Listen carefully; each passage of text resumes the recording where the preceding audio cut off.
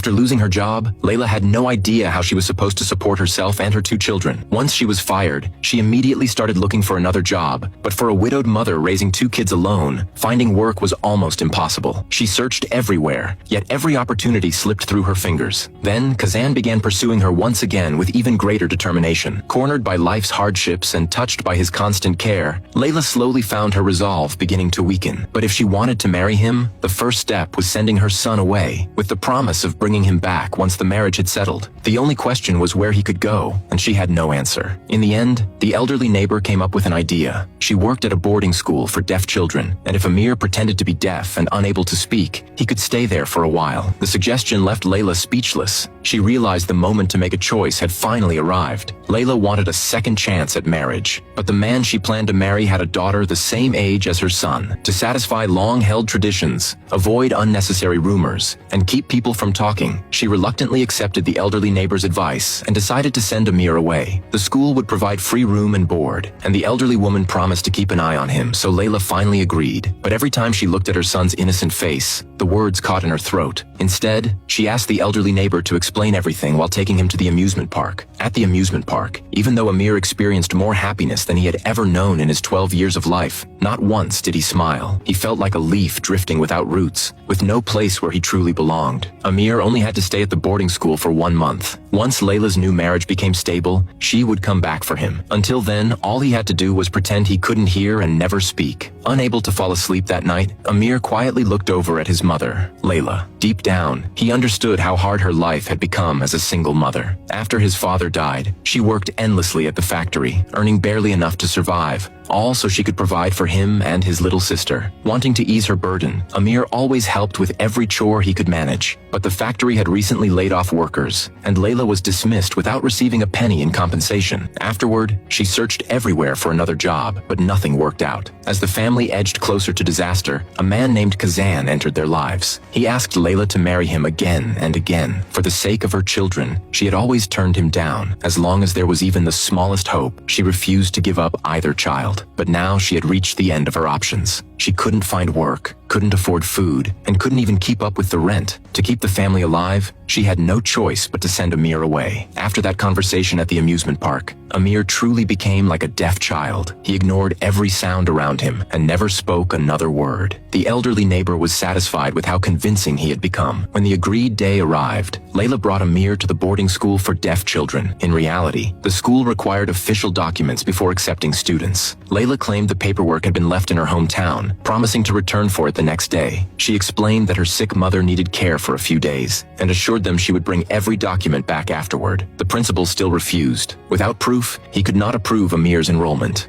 Just then, the elderly neighbor walked in carrying tea. Pretending to be surprised to see Layla, she casually asked why she had come. Layla repeated the story they had prepared together. Moved by her desperate situation, the elderly woman pleaded with the principal on her behalf. With her personal guarantee, the principal finally agreed to let Amir stay temporarily, while reminding Layla that the missing documents had to be submitted as soon as she returned. Amir, unable to react to any of the voices around him, kept the same blank expression on his face. Layla signed the agreement with the principal, promising she would return with the paperwork. And just like that, Amir stayed behind. Before leaving, Layla promised she would come back in exactly 1 month. Watching her disappear in such a hurry, Amir stood frozen long after she was gone. Life at the boarding school was far from easy. Every child communicated through sign language, living in a world without sound or speech. For Amir, it felt as though someone had muted the entire world. Since he didn't know sign language, he couldn't truly communicate with anyone, leaving him isolated from the other children. Sleep, wake up, eat, study, and sleep again became the empty routine of every day. To avoid being exposed, and to keep Layla out of trouble, he forced himself to keep pretending. That single promise, "I'll come back for you in 1 month," became the only thing keeping him going inside his silent world.